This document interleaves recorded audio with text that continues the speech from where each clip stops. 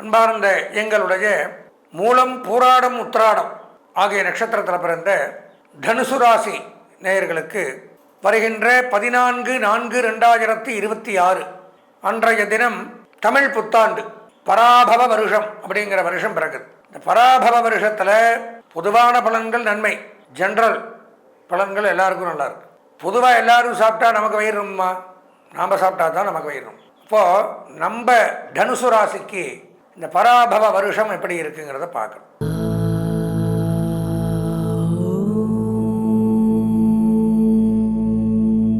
பொதுவாக பராபவ வருஷத்துலனா பராபவ வருஷத்திற்கு உண்டான தனி பலன்கள்ங்கிறது எதையும் சொல்ல முடியாது.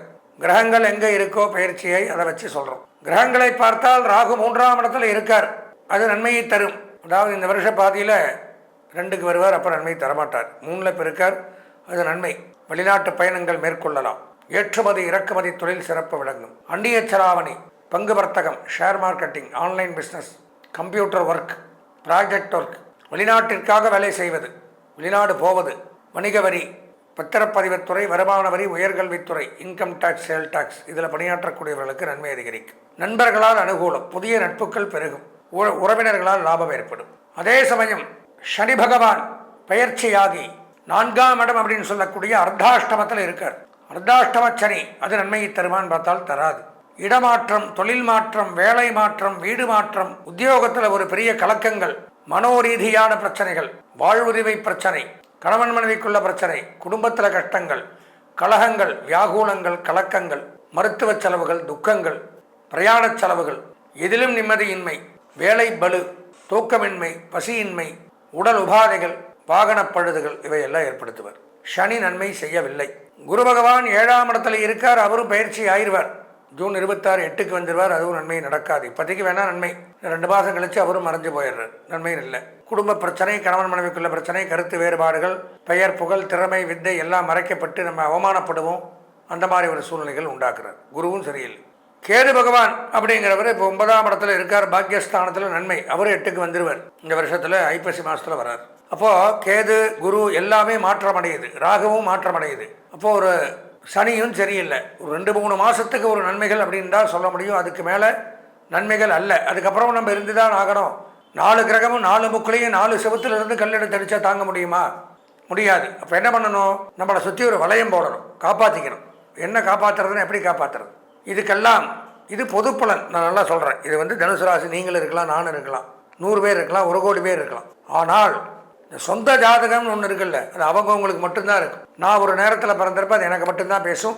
அதில் என்ன இருக்கோ அந்த கிரகம் தான் நமக்கு நன்மையை செய்யும். இப்போ என்ன பண்ணணும்னா இதை விட்டுறணும். இதில் கெடுதல் இருக்குது, நன்மை இருக்குது.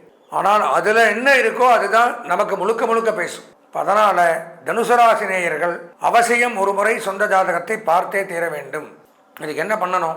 என்னுடைய தொலைபேசியான 9865 9837 9865098370 இந்த எண்ணிற்கு தொடர்பு கொண்டு தாராளமாக உங்கள் சொந்த ஜாதகத்தை பார்த்து இனிமேல் வர காலங்கள் எப்படி இருக்குன்னு தெளிவாக தெரிஞ்சுக்கணும். பொதுவாக தனுசு ராசின்னு எடுத்தினால் இந்த புத்தாண்டில் ஒரு 50% நன்மைகள்.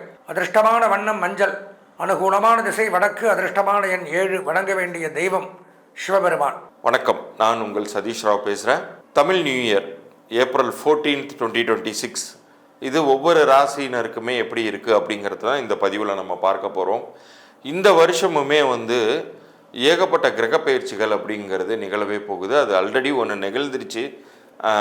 மார்ச் மாதமே சனி பயிற்சி அப்படிங்கிறது வாக்கிய பஞ்சாங்கம் படி பரிபூர்ணமாக மாறிடுச்சு அப்படின்னு சொல்லலாம். அதே மாதிரி இப்போ ஜூன் மாதம் குரு பயிற்சி அப்படிங்கிறது வரும். அதன் பிறகு ராகு கேது பயிற்சியும் நிகழப்போகுது. ஆனால் ஒட்டுமொத்தமாக இந்த வருஷம் ஒவ்வொரு ராசியினருக்குமே எந்த மாதிரியான நன்மைகளை தரப்போகுது அப்படிங்கிறத ஒவ்வொரு பதிவுலையுமே 2 ராசியாக ஒரு சீரீஸாக இதை நம்ம எடுத்துகிட்டு போகிறோம். அதனால் கவனமாக பாருங்கள். அதே மாதிரி இந்த பகுதியின் இறுதியில் உங்களுடைய வாழ்நாள் முழுமைக்குமே நீங்கள் நல்லா வாழ்வதற்கான குறிப்புகள் பற்றி எண்கணித ரீதியாக நான் சொல்லக்கூடிய பரிகாரங்கள் பற்றியும் நான் சொல்ல போகிறேன். அதில் இலவச எண்கணித, அதாவது எண்கணிதம்ங்கிறது நியூமராலஜி, பிளான்ட்ரி பொசிஷன்ஸ் ரீதியாக கிடையாது. நியூமராலஜி ரிலேட்டடாக உங்களுடைய பிறந்த தேதி, அதனுடைய அமைப்பு பற்றியெல்லாம் நான் நிறைய விஷயங்கள் சொல்ல போகிறேன். இந்த பதிவை முழுசாக பார்த்து நீங்கள் அதன் பலன்களை நீங்கள் பெற்றுக்கொள்ளலாம். தனுசை பொறுத்த வரைக்கும் குருவுக்குரிய ஒரு ராசி அது உங்களுக்கு. ஆனால் குருவே இந்த தடவை வந்து அஷ்டமஸ்தானத்தில் வந்து அமர்றாரு. அதுக்காக உங்களுக்கு நிறைய கெடுதல்கள் கொடுத்துருவாரா அப்படின்னு கேட்டால், உங்களுடைய ராசி அதிபதியே குரு எப்படி உங்களுக்கு கெடுதல் பண்ணுவார்? உங்களுக்கு கெடுதல்லாம் பண்ண மாட்டார். நன்மைகளில் கொஞ்சம் குறைவாக இருக்கும். நிறைய இடங்களில் வந்து நீங்களே போராடி வெல்ல வேண்டிய சூழ்நிலைகள் அப்படிங்கிறது இருக்கும். மற்றபடி வந்து நீங்களாக எந்த பிரச்சனையும் உருவாக்கி கொள்ள வேண்டாம். வாக்குவாதங்கள் ஏதேனும் வந்தால் கூட அதை தவிர்த்துக்கோங்க. யார்கிட்டையும் போய் தயவு செய்து தேவையில்லாமல் வார்த்தைகளை விட்டு சண்டை சச்சரவுக்குள்ளார மாட்டிக்காதீங்க. அர்த்தாஷ்டம நிலையில் இருக்கக்கூடிய சனினாலையும் சமயங்களில் உங்களுக்கு சிரமங்கள் அப்படிங்கிறது வரலாம். அதுவும் வந்து குருவுக்கு சனி வந்து ஒரு ஆகாத கிரகம். ஏன்னா குரு வந்து முழு சுப கிரகம், சனி வந்து முழு அசுப கிரகம். ஸோ இது போன்ற ஒரு சூழ்நிலையில் அதிகமாக கடன் வாங்க வேண்டிய சூழ்நிலைகள் உருவாகலாம். ரொம்ப ஜாக்கிரதையாக இருக்கணும். யாருக்கும் ஜாமீன் கையெழுத்தெல்லாம் போட்டுறாதீங்க. அதிக வட்டிக்கு பணம் கிடைக்குதே, பண தேவை தான் நமக்கு இருக்கே அப்படின்னு சொல்லி இப்போ நீங்கள் பணத்தை ஈஸியாக வாங்கி போட்டுடலாம். ஆனால் புஷ்ஷுன்னு போயிடும், செலவாயிடும். நீங்கள் மொத்தமாக அடுத்தவங்களுக்கு பதில் சொல்கிற மாதிரி, காலம் முழுக்க பதில் சொல்கிற மாதிரி ஒரு சிக்கலான சூழ்நிலையை நீங்களே உருவாக்கிக்காதீங்க. நாக்கில் சனிம்பாங்கள்ல, அது இந்த சமயத்தில் உங்களுக்கு இருக்கும். முடிந்தவரை ஒரு வேலை செய்யக்கூடிய இடத்திலோ அல்லது தொழில் செய்யக்கூடிய இடத்திலோ நாக்கை அடக்கி நீங்கள் பேசணும். உங்களை நீங்கள் வந்து ரொம்ப ஒரு அடக்கமான ஒரு மனிதராக நீங்கள் வைத்துக்கொள்ளும் பொழுது பெரிய இடைஞ்சல்கள் இல்லாமல் இந்த 2.5 வருட காலத்தை எளிதாக கடந்துடலாம். இது சனியை பேஸ் பண்ணி சொல்கிறேன். மற்றபடி இந்த தமிழ் நியூ இயரை பேஸ் பண்ணி சொல்லணும்னா, இது அடுத்த வருஷத்திற்கு பிறகு, அடுத்த வருஷம் செகண்ட் ஹாஃப்க்கு பிறகு கொஞ்சம் கொஞ்சமாக நல்லது அப்படிங்கிறது உங்களுக்கு நடக்க ஆரம்பிக்கும். இறைபரிபகாரமாக நீங்கள் செல்ல வேண்டிய ஸ்தலம் வந்து குருவுக்குரிய அனைத்து ஜீவசமாதி கோயில்கள், அதே மாதிரி தென்குடி திட்டைக்கு நீங்கள் சென்று வரலாம். அப்போ உங்களுடைய பிரச்சனைகள் குறைவதை நீங்கள் கண்கூடாக பார்க்கலாம். இப்போ இவ்வளோ நேரம் நீங்கள் பார்த்தது தமிழ் புத்தாண்டுக்கான பலன்கள். இந்த தமிழ் புத்தாண்டுக்கான பலன்களில் நான் ஏற்கனவே சொல்லியிருந்தேன், எண்கணித ரீதியாக வாழ்நாள் முழுமைக்கு நம்ம நல்லா இருக்கிறதுக்கான விஷயம் என்ன பண்ணணும் அப்படிங்கிறத நான் சொல்ல போகிறதா சொல்லியிருந்தேன். இப்போ எண்கணித ரீதியாக ஒரு மனிதனுடைய பிறந்த தேதியும் சரி, கூட்டு எண்ணும் சரி, அவனுக்கு ரொம்ப ஒரு வாழ்க்கையை வழி நடத்துவதற்கான ரகசிய தகவல்களை உள்ளடக்கியது. ஒரு பிறப்பு நிகழும் பொழுதே உங்களுடைய பிறந்த தேதி, கூட்டு எண், இது என்ன மாதிரியான ஒரு வெற்றி வாய்ப்பை உங்கள் வாழ்க்கையில் தரப்போகுது, உங்களுடைய விதி அமைப்பு என்ன அப்படிங்கிறத அந்த நம்பர்ஸுமே சொல்லிடும். அதற்கு பொருத்தமான ஒரு பெயர் அமையும் பொழுது, இப்போ உதாரணத்திற்கு ஒரு டீசல் வாகனத்தில் போய் நீங்கள் பெட்ரோல் போட முடியாது. பெட்ரோல் வாகனத்தில் போயிட்டு நீங்கள் கெரசின் போட முடியாது. போட்டிங்கன்னா என்ன ஆகும்? வண்டி நகராது, வீணாக போயிடும், இன்ஜினே மற்றபடி மொத்தமாக சீஸ் ஆகும் இல்லையா?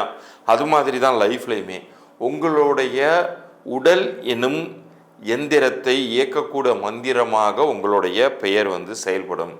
அந்த எந்திரத்தினுடைய சரியான பெயர் மந்திரம் என்ன அப்படிங்கிறத எதை டினோட் பண்ணணும்னா உங்கள் பிறந்த தேதி டினோட் பண்ணும். ஸோ தற்போது உங்களுக்கு லைஃப்பில் வந்து இந்த பயிற்சியில் அது நடந்துடும் இது நடந்துடும்னு எல்லாம் சொல்கிறாங்க சார், ஆனால் எனக்கு ஒன்றுமே நடக்கலை அப்படின்னு புலம்பிகிட்டு இருக்கீங்களா? இப்போ இந்த பதிவு உங்களுடைய இஷ்ட தெய்வமோ நீங்கள் வணங்கக்கூடிய குலதெய்வத்தினுடைய அருளோட உங்களுக்கு காண கிடைச்சிருக்குன்னு நினச்சிக்கோங்க. இந்த வருஷம் உங்களுடைய லைஃப்பில் வெற்றியை நோக்கி நீங்கள் செல்வதற்கான வாய்ப்பை இறைவன் வழங்கியுள்ளார் அப்படிங்கிறத நினச்சிக்கோங்க. உங்களுடைய பிறந்த தேதி, உங்களுடைய பெயர், இது ரெண்டுத்தையும் கீழே தர்ற வாட்ஸ்அப் பண்ணியிருக்கு, எனக்கு அனுப்பிச்சி விடுங்க. அதே போல் யாராச்சும் வியாபாரம் பண்ணிகிட்டு இருக்கீங்க, வியாபாரம் சரியாக போகலை அப்படின்னு சொன்னீங்கன்னா உங்கள் வியாபார பேரையுமே அனுப்பிச்சி விடுங்க. குழந்தைக்கு ஏதாச்சும் பேர் வச்சுருந்தீங்கன்னா அதையுமே அனுப்பிச்சி விடுங்க. இதில் எது சரியாக இருக்குது சரியாக இல்லை அப்படிங்கிறத நான் முதல்ல ஒரு இலவச பொது பலன்களாக நான் அனுப்புவேன்.